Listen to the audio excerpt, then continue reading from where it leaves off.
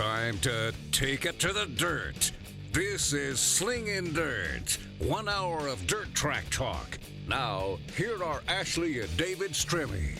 Hey, it's Tuesday, and we're the Stremmes, and you're listening to Slingin Dirt. We're so glad you tuned us in today. We are talking modifieds and late models as usual this Tuesday. We have Chris Madden joining us. He actually had a great showing at the World 100. He finished 7th, and he picked up his first win of the season, which I'm surprised to say, at Smoky Mountain Speedway this weekend. We've got our good friend Kenny Wallace joining us to talk all things dirt. We love it when Kenny joins us. And last but not least, we have Ricky Thornton Jr., who picked up the World Nationals. He's the winner of the World Nationals for the Modifieds this weekend. I'm your host, Ashley Stremme, alongside my husband, David Stremme, who is giving me the hairy eyeball all morning this morning. I don't know what that's all about. Because you're surprised that Chris Smoky Madden won at Smoky Mountain. That's I'm his nickname. Surprised that this is his me. first win this year. That's what surprises me.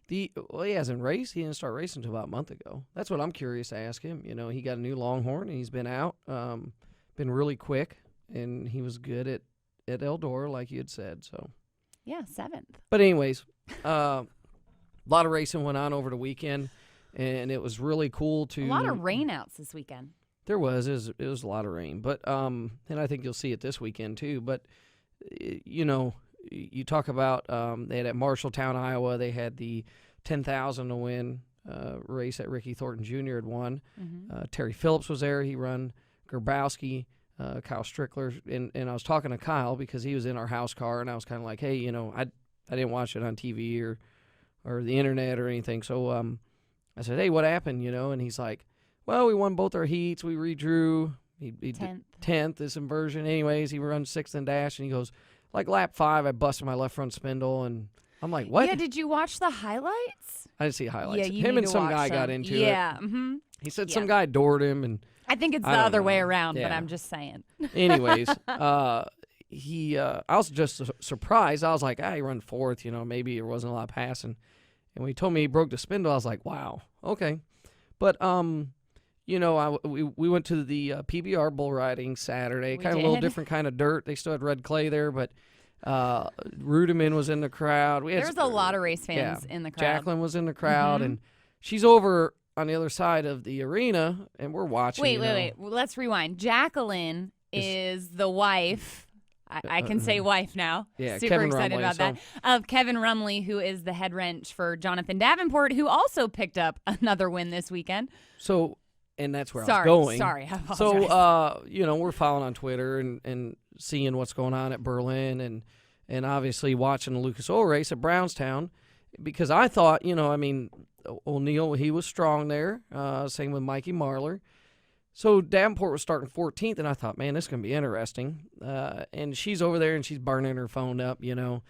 And they come over, sat down, and right towards the end of the race, I think it was like 20 or 30 to go, is when maybe it was 30 to go when Davenport took the lead, and I was like, it's amazing. And like even Jonathan said in his interview, it's not his type of place. It was around the bottom, looked very slick, but it said a lot about his race team to go there. And I want to give a shout-out to Davenport, done a wonderful job. He's been on a roll. But a guy that we've had on the show, they don't have a lot of money, was Devin Moran. Devin Moran finished 3rd. He come from 16th to 3rd. So he obviously had found something. He'd done a heck of a job there. And I still say that kid, they need to give him a full-time deal, somebody, a little sponsor, something, because he does a lot with nothing.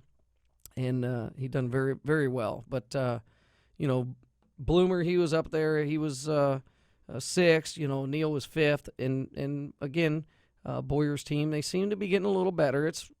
I think that Lucas Oil is very, very strong.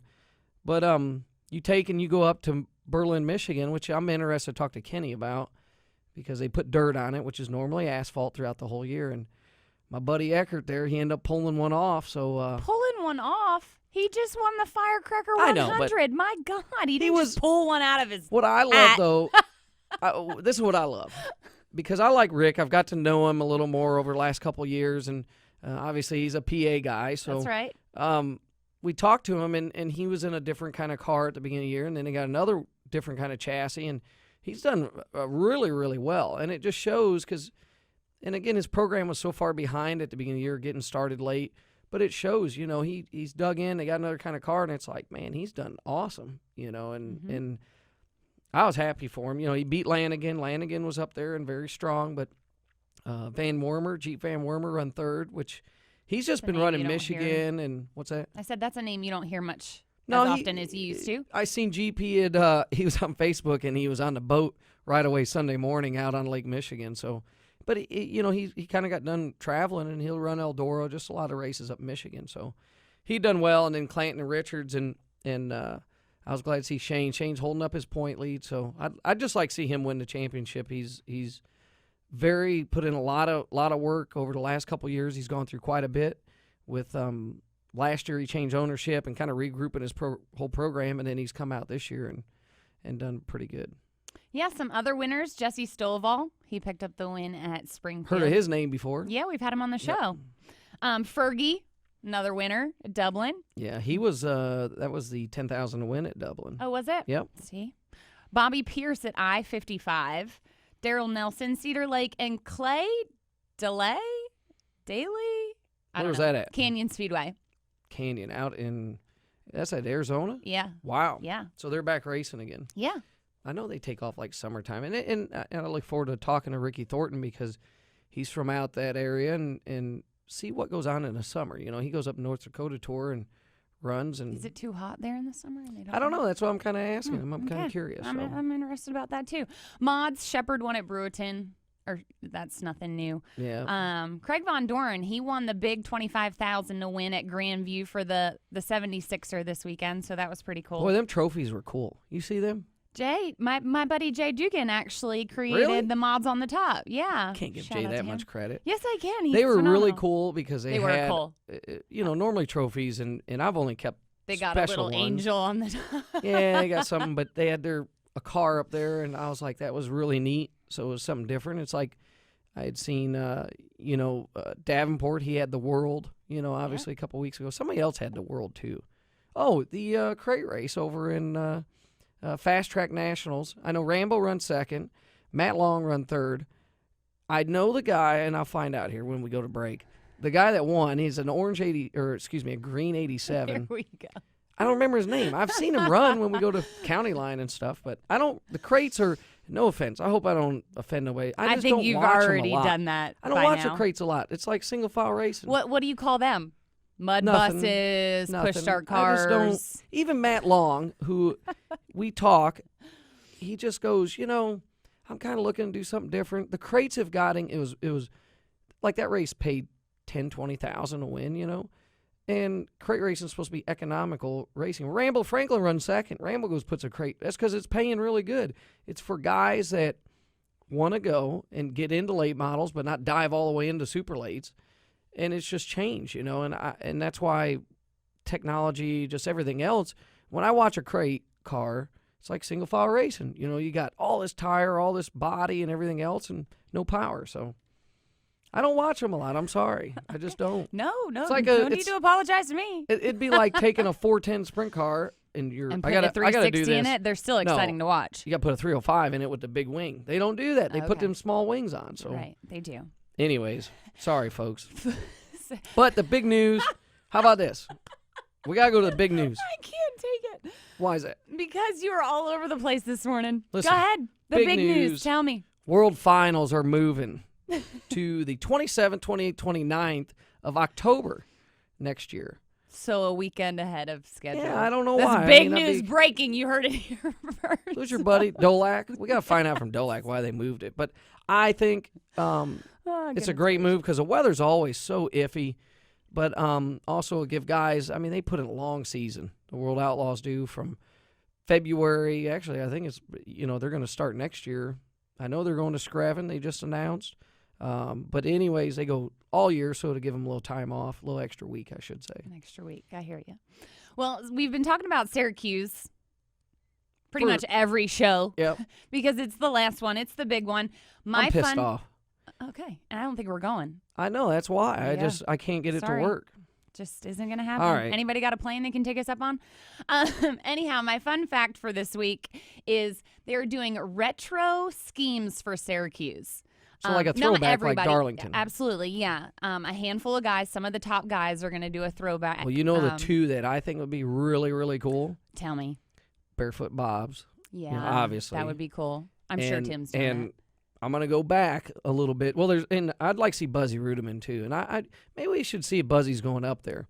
But the third one would be Gary Blue's Black 112. That when he went up there, they called it the Batman car. You don't know much about that, but Gary was an asphalt guy anyways. He went up there. They still have the car on show. So cool. Well, I'm excited to see those, although Brett Hearn did say that he's not going to join in on that. They did one and Brett's he didn't got like it. iconic so. number 20 black with fluorescent He's yellow. his I mean, own why Hearn. does he have to do a throwback? Exactly. I mean, just throw back to Brett Hearn. yeah, I mean, he don't have to throw back nothing. No, that's exactly right. He's a man, so I mean, who cares? Speaking of being the man, we have Chris Madden up next here on Slingin Dirt on MRN.com. Slingin Dirt returns in 1 minute on MRN.com.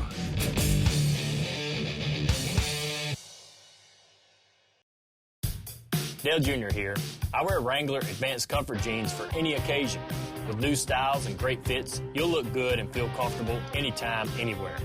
Wrangler Advanced Comfort jeans are built with a U-shaped construction, so they give you more room where you need it. And their 4-way flex technology moves with you for all-day comfort. In the garage or out and about, Wrangler knows the ins and outs of comfort. Wrangler, real comfortable jeans.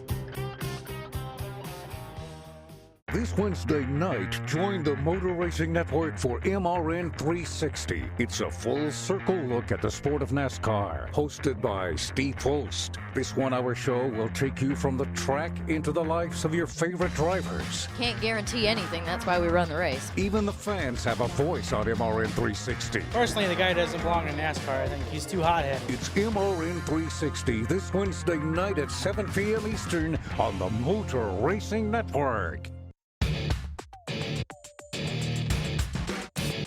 This is Slingin Dirt on MRN.com.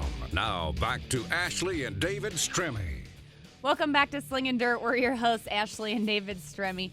Now joining us, he picked up his first win of the season, and I still can't believe I'm saying that. I know you look at me like I'm crazy. No, I wanted to say, before we bring on the Smoky Madden. Sorry. Is Please, enlighten us. Walker Arthur was a driver of the 87. Picked up the $15,000 Globe Trophy in Fast Track. I just wanted to correct that so people know. So it just wasn't the 87 that you were talking about. That guy that does wheel car. Anyways, let's get to our guest. Anyhow, he picked up the win at Smoky Mountain Speedway. It is Chris Madden. Welcome to the show, Chris. Thanks. How you guys doing? We are doing well, and so are you. I'm not going to lie. It really befuddles me with the fact that this is your first win of the season. Yeah, I mean, it's really startled a lot of people, but if you look, though, we have took 3 months off this year in the heat of the racing and, regrouped our team. It's the first time we've really done that in, quite a while. So we come back strong, so we're looking to finish out the year. Well, that's strong. when I've always seen your program, you look at World Finals last year. I mean, it was when you roll in the track, they all know you're a threat, but it's not like you're running every week or out there. You really look at your program and you capitalize when you do go out there and run.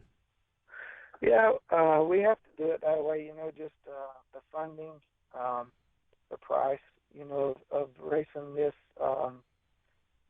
this dirt market is really got pricey to do, and sponsorship is really cut back.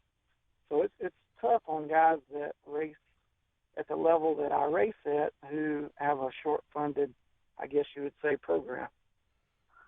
I would agree with that. And, you had a great showing at the World for taking 3 months off. A lot of guys, when they do regroup, it does come back well. Sometimes it comes back to bite them. And a 7th place at the World 100 is phenomenal for taking 3 months off.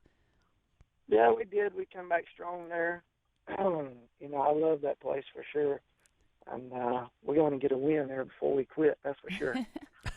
Don't start talking about quitting now. That's Come right. on. I know a lot of your fans, they'd be, one especially, he's happy as hell that you're back and running. And when you took them 3 months off and you come back, what was the biggest change, I would say, in dirt racing that you had seen? I guess the biggest change that I've seen was, cars have changed so much, and tires. Hoosiers got our tires so good now. Used to, we would have to mileage ourselves and try to save our stuff and race hard at the end of the race. And now our cars have got so stable, and we've got them hooked up so well that we race. If we run a 100-lap race, we race for 100 laps now instead of riding for 50 or 60 laps and racing hard at the end. You just have to go from green to checkered now. So it's really changed a lot.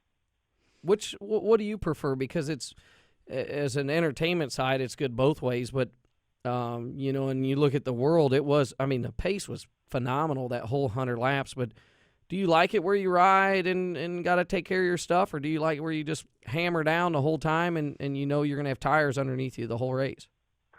Well, we've always been successful at saving stuff and being there at the end, so it's definitely changed. I've had to change my driving style for sure. Chris, how long have you been racing, and where did you get your start in racing at? I've been racing for 20 years, late model-wise, but I started racing go-karts when I was 8, and I run those for 12 years, and then I started late model racing at like the age of 20, and now I'm 40, so that's how I got started in it. So you ended up switching over. You got a Longhorn chassis, and what was the reasoning behind that? I mean, obviously, you see a lot of guys going to them, but was it because of the 3 months being off, just getting technical help, or what was your kind of direction in that? Some guys that I used to race for when I first started racing, the Crowder brothers out of Lawrence, they owned the 525 car that I drove some last year, and those guys wanted to buy a Longhorn car, and so they decided to buy one, and then I put my engine in it, and we're running super with their car. But no, I mean, me and Scott are really, really close.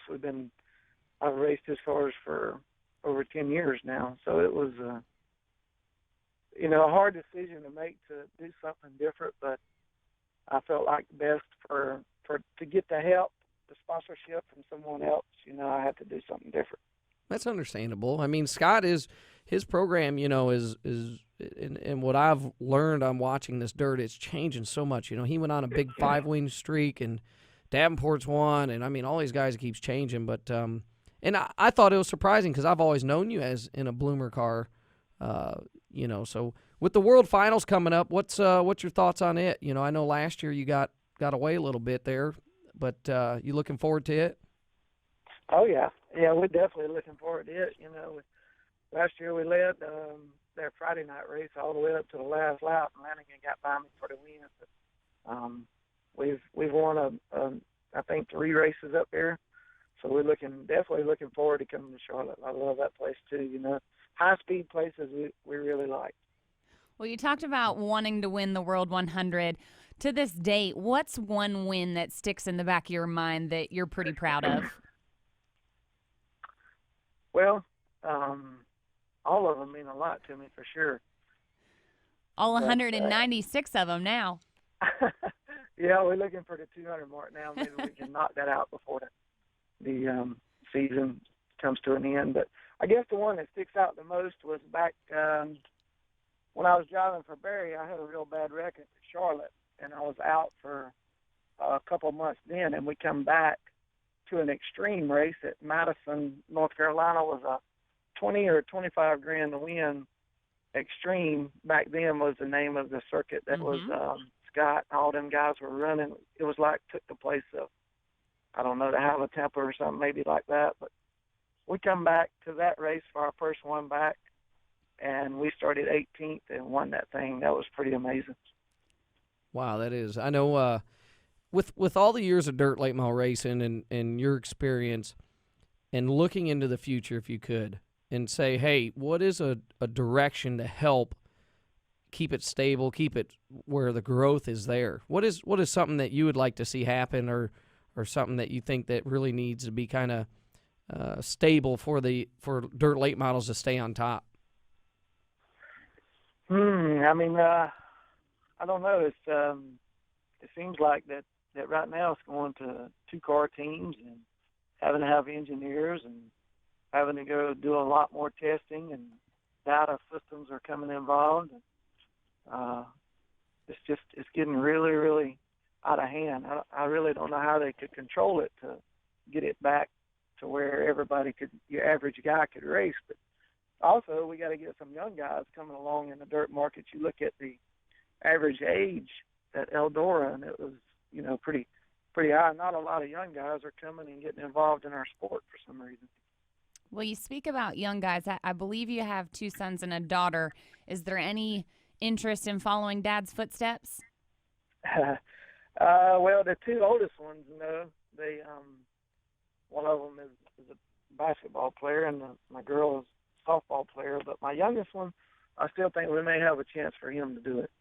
He's wanting to race go-karts now, so he's out in the shop, working and cleaning tires, and he reminds me of myself back in my day. Like, we won Saturday night, and he wanted to ride around the track and hold the trophy, and I was like, that's what I used to love to do. So that's hopefully awesome. he'll follow in the footsteps, and we'll get him going. That's awesome. I know, when you do look at traditions and families, and you see a lot of different drivers following the footsteps. What's one of the things, if he's wanting to get into racing, how do you think you'll be as you going to kind of let him go on his own? You're going to kind of help, say, hey, we're going to do this. What's some of the stuff you look forward to in that?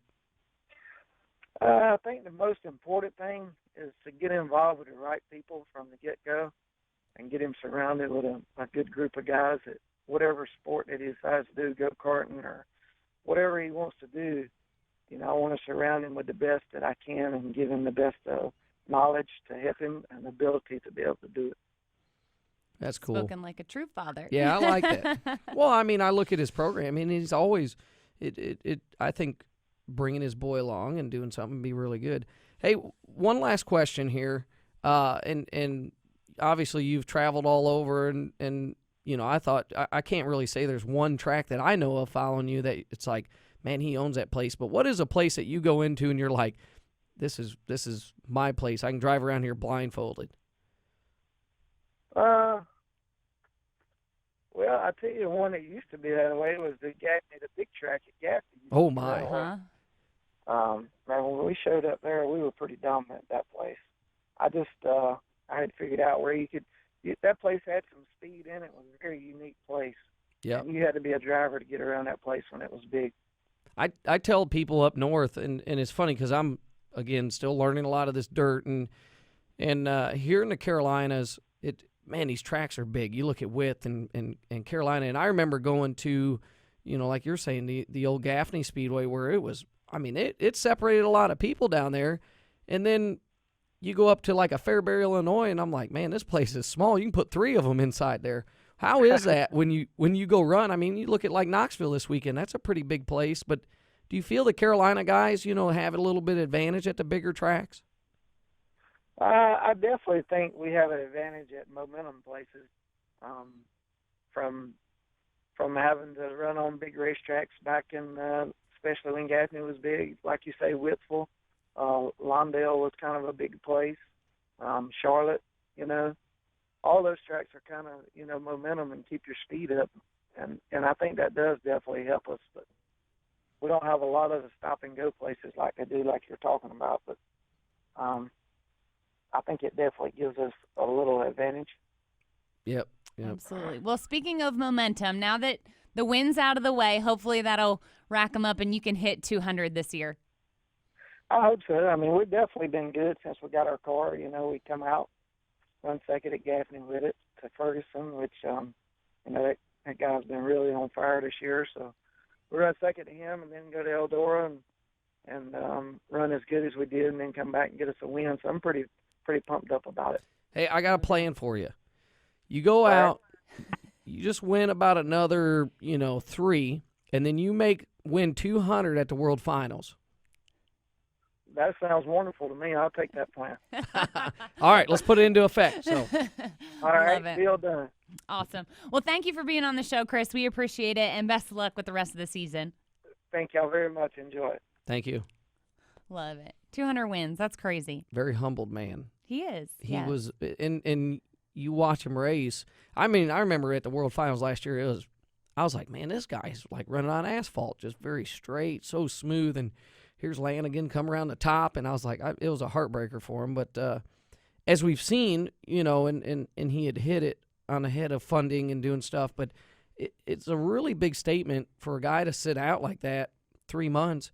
And I'll say the same about Mikey Marlar's the same way, and they come back. But, you look at Mikey Marlar, he got with Capital, and Madden here, he's been with Bloomer for a long time, and they went and got a Longhorn. And I think that says a lot about the chassis companies, helping and doing stuff. It used to be all Rocket or Bloomer or anybody, and Masterbuilt and all these others, and it's changed a little bit. But well, I remember, back in the day when somebody would say they were taking a month or two off, you were all like, whoa, you're going to be way off your A game. Hang on. They still say that. Well, you look at much, Billy Moyer. though. Look at Billy Moyer Jr. They're like, oh, he's retiring. He's doing it. Yeah, he retired for a weekend and came back. Yeah, I mean, it was, listen, he come back anyways. But when you do, and I like what and if I had, I would say like the experience Madden or a lot of these guys have on dirt. I would go. He went and run the World 100 and then go run another race. It still pays $5,000-$10,000 to win. People don't understand. Hey, it's cherry picking. It's this or that. It ain't no cherry picking. Look at there's nobody on these little tracks that are easy to beat. They're all tough anymore. The thing is he does it for financial reasons. You got to win that money, build up your bank account a little bit, and then go to a big show. So, anyways. Well, just real quick, speaking of asphalt to dirt and dirt to asphalt, Jimmy Blewett is going back asphalt racing next. See, I've known year. him. Lordy. I've known him as an asphalt guy. So right.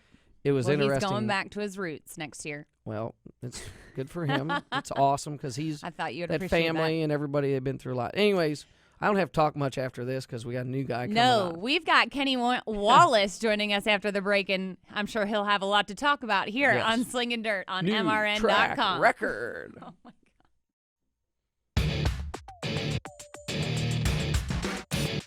Slingin Dirt returns in 1 minute on MRN.com.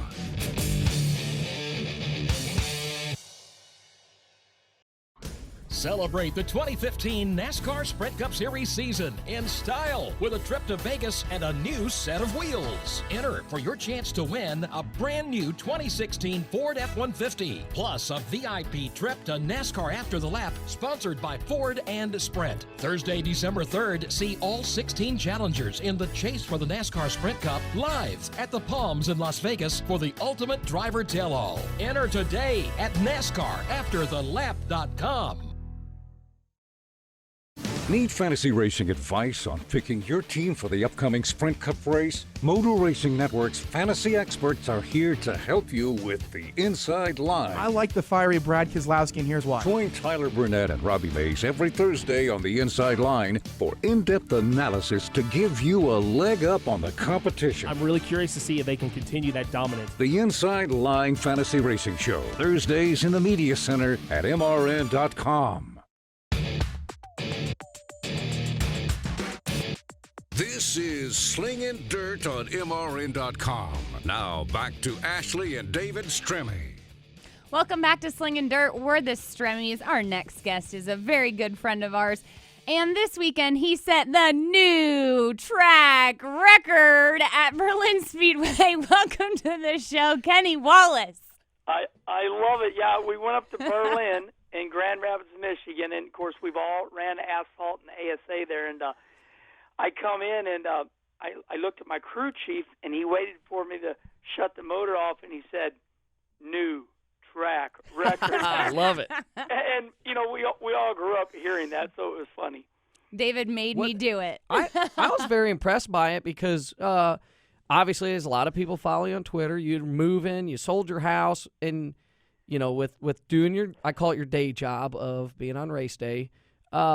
You haven't been able to run a lot of dirt. How long have you been off? A month or so? Yeah, you're right, David. About a month. It's been hard on us. We have lived in our home for 24 years, and it's just always been there, and everything works. The internet and the mail and the trash, and oh my gosh! So we are crammed in this 2-bedroom apartment now while we build our new home in St. Louis. and it's just been a culture shock for me and my wife. And so we had to, selling a home, as you know, is a really big deal. So the racing had to take a back seat for a little bit. Well, I know all the girls were kind of upset about it, but when I saw Kim tweet that she wanted her house back, I was like, oh, Kenny's in trouble. Really? Oh, yeah. I miss that. Kim wants her house back. Oh, yeah, wow. and what happened there, Ashley, was that it's a long story, and I'll just make it short. Grandma lives with us, and she has had DirecTV for 16 years. So she wanted her DirecTV, and I said, that's great. And plus, I could get my St. Louis Cardinal games. And then the Internet had to go through Time Warner. So they were both fighting over the cables in the walls, and we couldn't get what we wanted. And Kim was very aggravated. So we finally got it all put away, and hopefully we're all good now. I love That's it. awesome. I didn't know that. I learned something new today. Hey, Yeah. so we have a big modified show this weekend. I was hoping to make it, and we're not up at Tri-City Speedway. How much energy and how forward are you looking to run up here?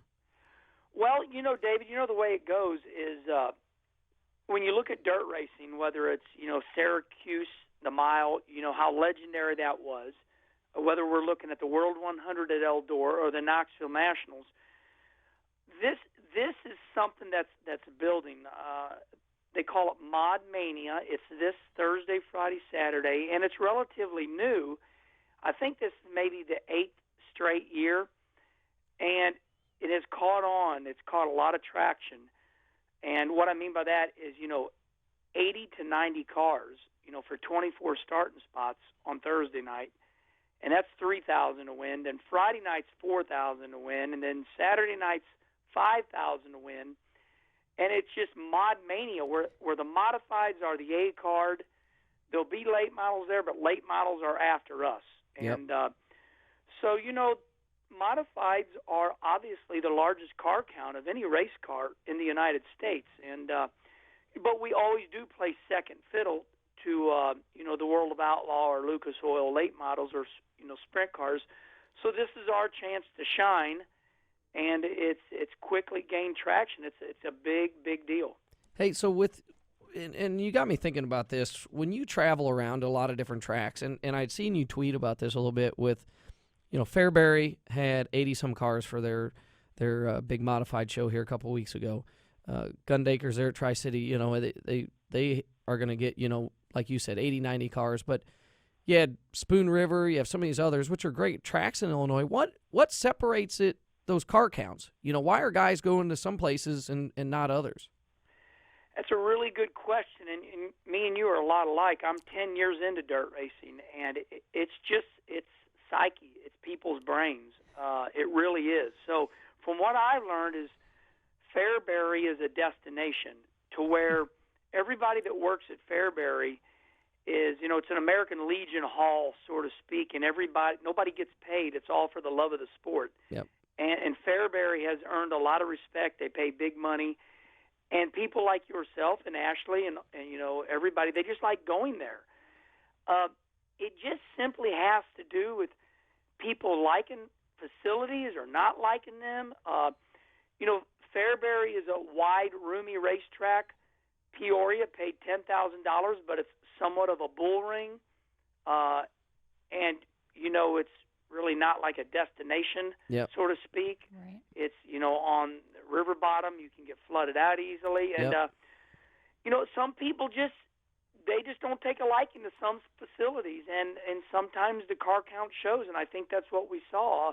Everybody loves Fairbury, and not everybody loves Peoria. And I actually think it's very sad, and I was shocked. $10,000 to win. $10,000 to win, David, and there was 36 modifieds. Yeah. That's what I was, and I don't know if it was timing, weather didn't look that great, but I had seen, and you talk about places to go, and that's what got me thinking about it was Bobby Pierce is going to come to Tri-City there and run Thursday, Friday, Saturday, and he said he's not going to run a modified like he did last year. He's just going to run his late model. And late models are second tier to the modifieds. And I thought, he could go anywhere. We've seen him run second at the World, but the environment and I've always said, the Gundakers do a great job with working with the racers, and it shows there, with him gonna come and just race, second to the modifieds. Yeah, obviously you and I race all over the United States. Let me start out like this. If you go to Tennessee, modifieds are like hobby cars. Yep. Mm-hmm. They think modifieds are like ridiculous. They're Yes. dumb. And the big thing down there is crate cars. $6,000 crate motors.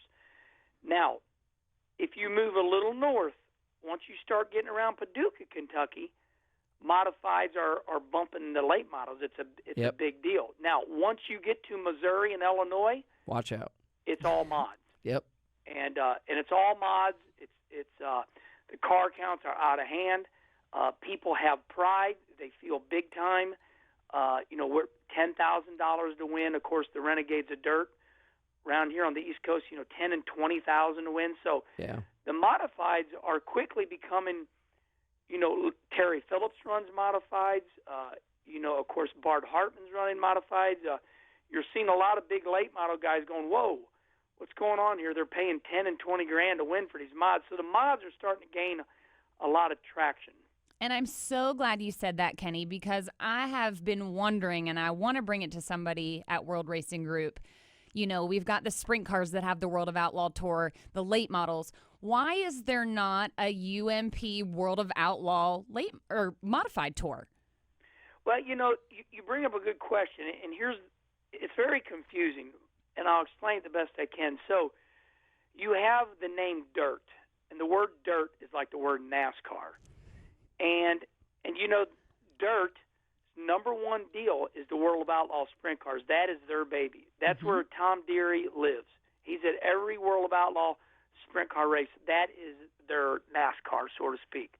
And under that Dirt banner, they own the World of Outlaw late models, and they also own UMP. Mm-hmm.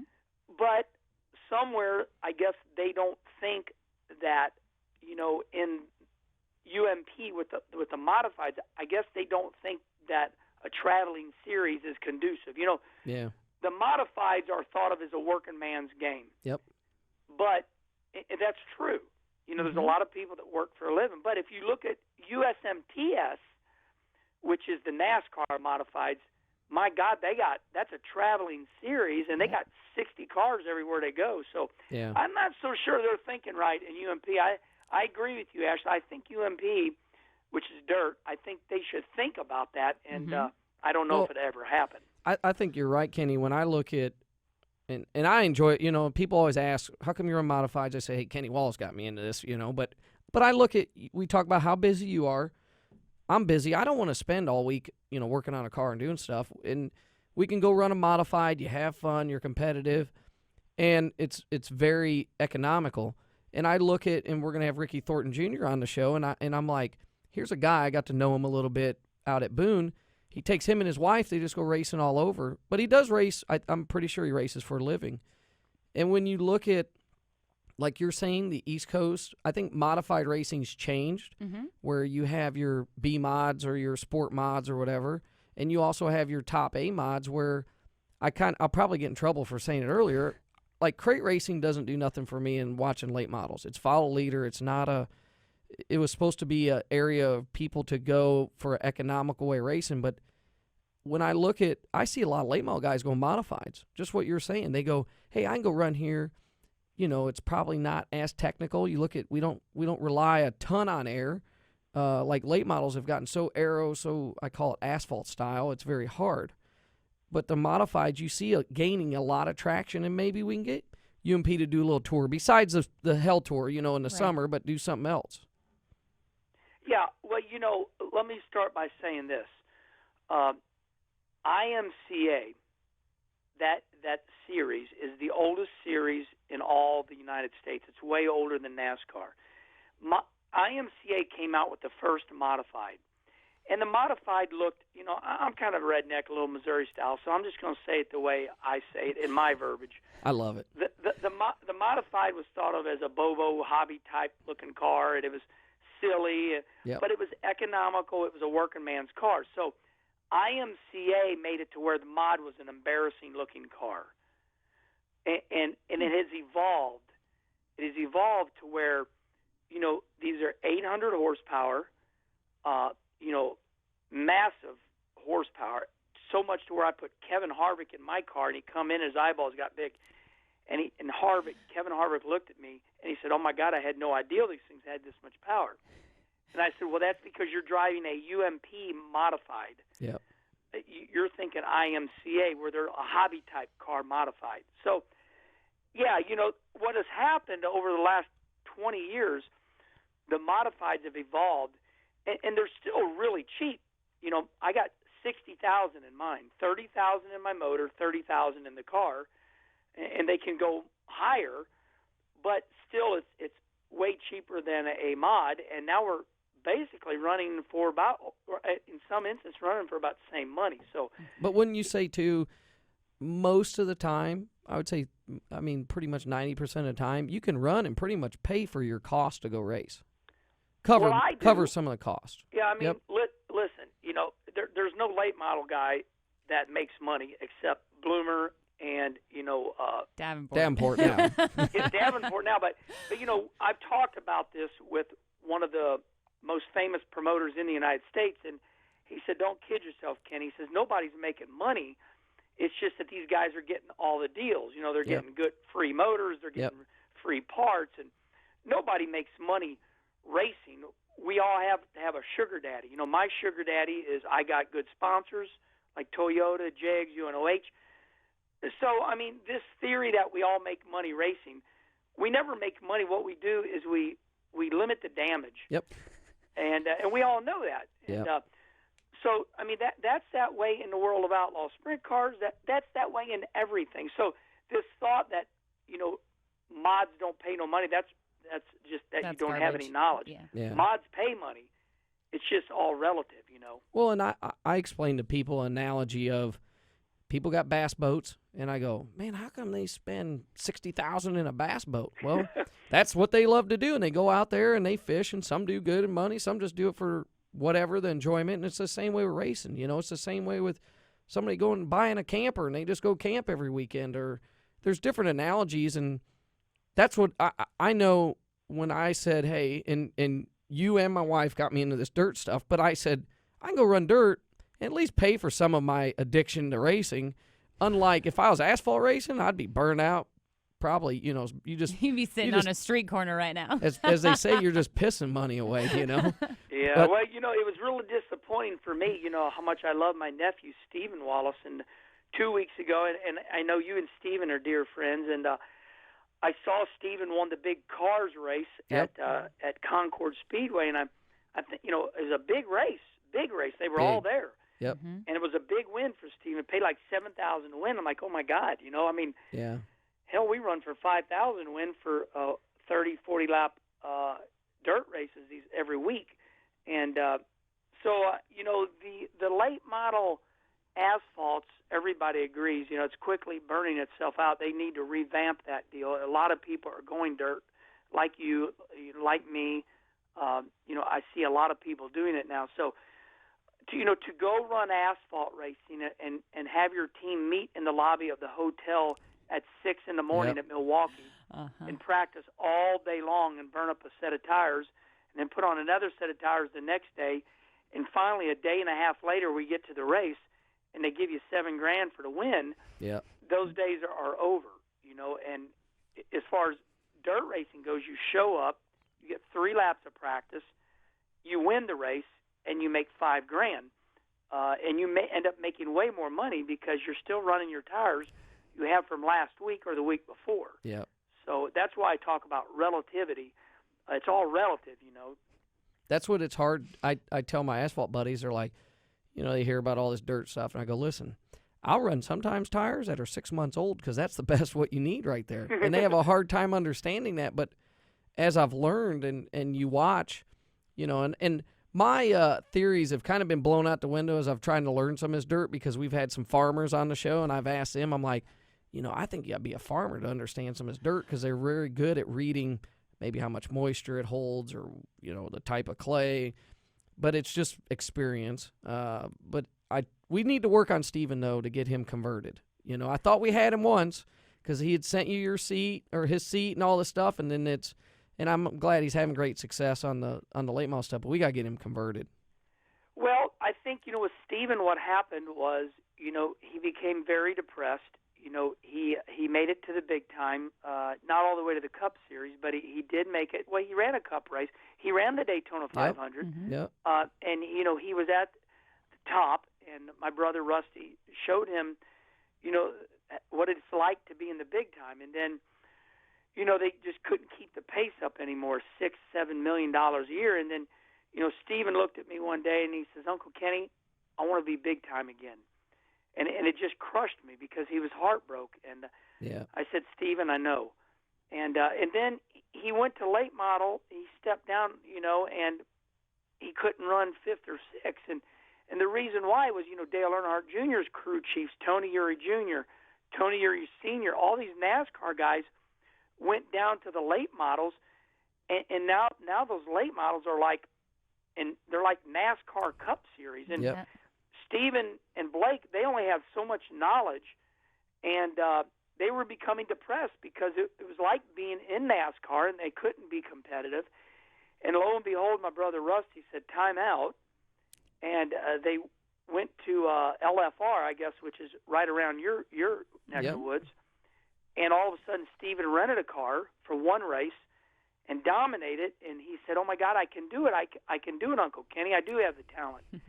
And now he's on a high again, and hopefully this lasts for a while. But it's like the man that married me and my wife. He said, be careful. Competition will kill you. And that's right where Steven was. He was about down for the count.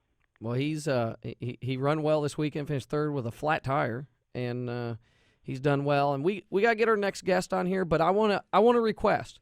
Yep. I want some vines. I want some vines from this weekend. I thought last weekend was awesome of down in your buddy's basement bar or wherever you're at of the dance, and that was phenomenal. But I want a steak and shake late night with a trophy. I want, you know what I'm saying. Get Billy involved. Billy does great with jumping in there too. But it's very entertaining, and I look forward to watching you throughout the weekend. I'm mad I'm not up there. We got to get our motors freshened and everything else, but, you have fun, and I know Gundakers will have a great time, and they'll have a great show up there.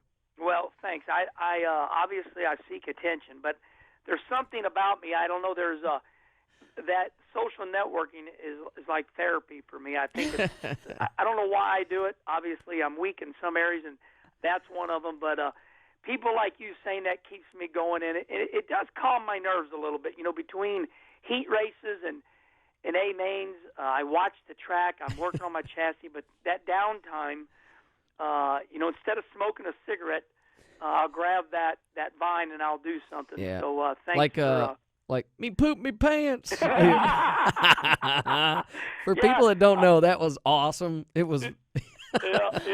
Oh my God, I'm crazy. That's it was awesome. That's the Herminator. I'm Kenny Wallace. You're talking to now. Well, I like them both. Hey, thanks for being on the show, and good luck again this weekend. Yep. Thank you, Ashley. You're welcome. And, thank you. Thanks for getting your man involved in dirt racing, and I love you all. Thanks, guys. Hey, we still have the bill going for you. Yes. Like you do with Schrader. I just got a bill going with you. Okay, bye-bye. Awesome. Thanks. Bye. Oh, my God. I could talk to him all day. The Herminator. You do talk to him all day, every day. Yeah. Anyhow, we got to go to break because up next we have Ricky Thornton Jr. here on Slingin Dirt on MRN.com. Slingin Dirt returns in 1 minute on MRN.com.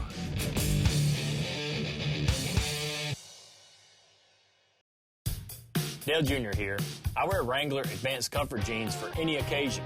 With new styles and great fits, you'll look good and feel comfortable anytime, anywhere. Wrangler Advanced Comfort jeans are built with a U-shaped construction, so they give you more room where you need it. And their 4-way flex technology moves with you for all-day comfort. In the garage or out and about, Wrangler knows the ins and outs of comfort. Wrangler, real comfortable jeans. Motor Racing Network has always been your source for motorsports coverage when you couldn't be at the track. Now, MRN is even more accessible with the brand new MRN app, available on your iPhone or Android device right now. This free app delivers all the latest motorsports news and schedules, locates nearby MRN stations, streams your favorite programs, and lets you interact with the MRN team on social media. Search MRN in the App Store or on Google Play. It's the Motor Racing Network at your fingertips, and it's available right now.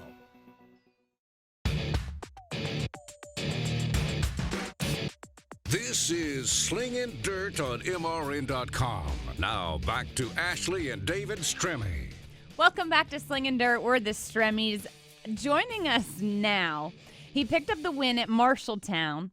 He is your World Nationals winner, Ricky Thornton Jr. Welcome to the show, Ricky.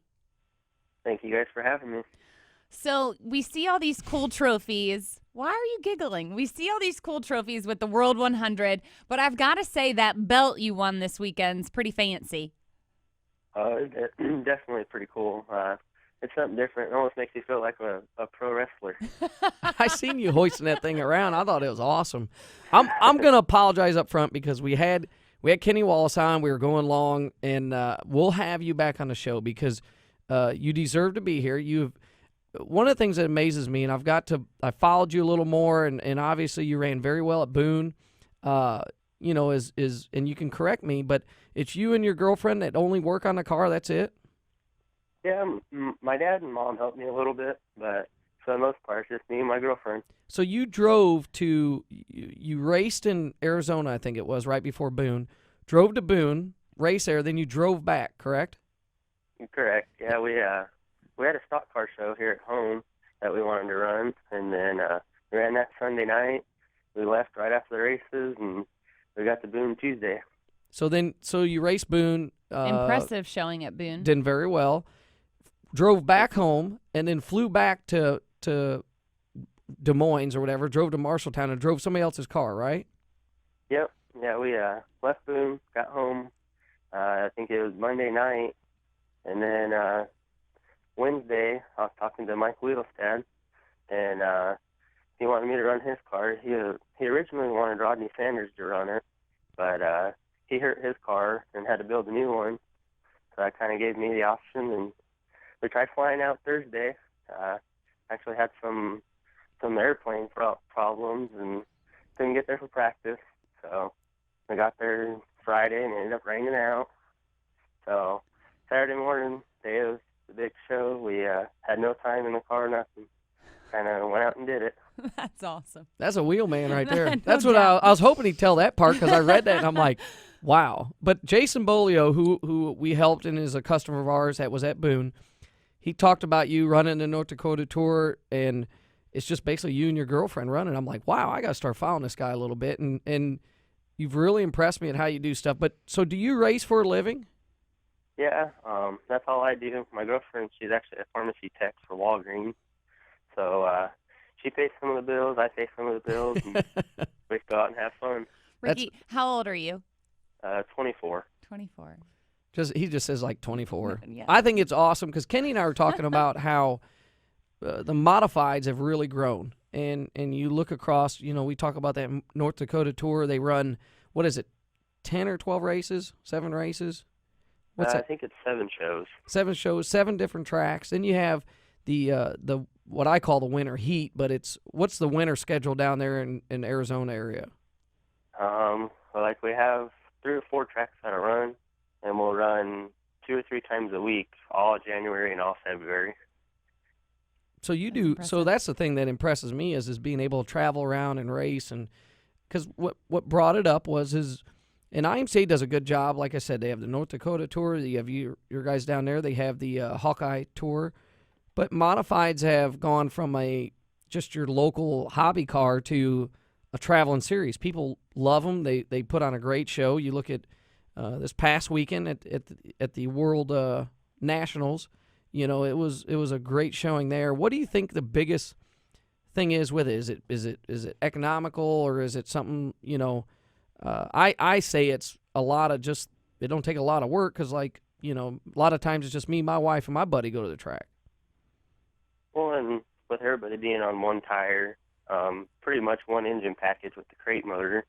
You don't have to have a lot of crew guys getting stuff ready for you. You just have one other person, and they help you, and then by the time you get onto the track, everyone's pretty equal. It's just, at that point, who has the better car-driver combination. How long have you been racing? I started in 2005.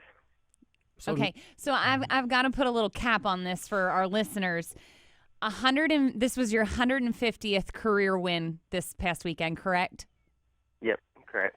That's over 6 wins a year since you were born. It's been nuts. Most of them actually been the last couple of years. Like this year, getting that one was actually my 36th win this year. Wow. That's absolutely insane. So how many races you run a year, you think? Last year I had around 70. This year I'm at race 45. Wow. And you have 30. That is impressive. That's an impressive stats there. It's been unbelievable. So where do you foresee yourself going? You know, what's some other goals that you want to achieve? Do you want to, you know, like Kenny had said, the big USMTS tour? Do you want to try to get a ride in it, or what's something you want to end up a direction you want to go in? I mean, ultimately, I think everyone wants to get NASCAR. But my goal is just if I can find a good late model or modified team that I could be with and just race full time. Well, I agree. I'm absolutely blown away. 24 years old, 36 wins this year. We gotta find your ride. Yeah. We're gonna have. Listen, folks, here's your next superstar. Grab him now while you can. Well, I was really impressed with you there at Boone and following you, and I go, man, all right, you know, I watched yourself and some of the other guys, and I'd met like Grabowski when we were up in Wisconsin, but what stands out is when they told me you race that Sunday and then drove right up to Boone, you know, and then I go, okay, you know, we'll see what kind of, you know, operation this guy's got. And I go, wow, it's just him and his girlfriend. I'm like, I love this. This is great, you know, because you don't have that a lot. And again, I think that's a big, you know, big on your part for a resume and stuff. Well, and we just love racing, so that's what we do. My girlfriend loves it probably more than I do, honestly. So, well, we'll have to. Match.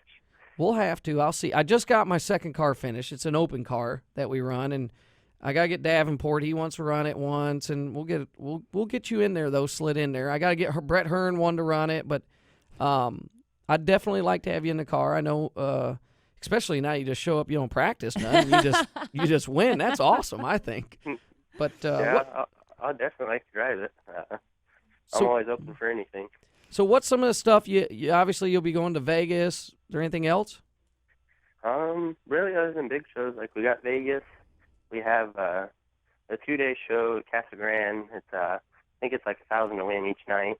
Wow. Other than that, we really don't have a whole lot going on the rest of the year.